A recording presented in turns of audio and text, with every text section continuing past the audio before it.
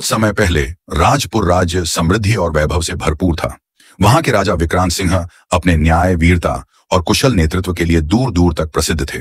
उनकी तलवार के एक वार से शत्रु थर थर कांपते और उनकी बुद्धिमानी के कारण राज्य में हमेशा शांति बनी रहती थी।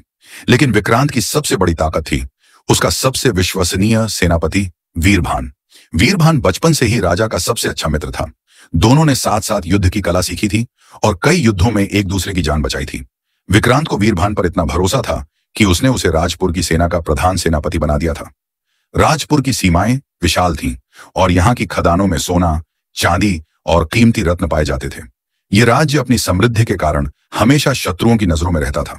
इनमें सबसे बड़ा शत्रु था विशालगढ़ का राजा रणधीर। रणधीर ने कई बार राजपुर पर आक्रमण करने की कोशिश की थी, लेकिन हर बार राजा विक्रांत और वीरभान की जोड़ी ने उसकी सेना को धूल चटा दी। रणधीर जानता था कि जब तक यह दोनों मित्र एक साथ हैं, तब तक वह राजपुर पर कब्जा नहीं कर सकता।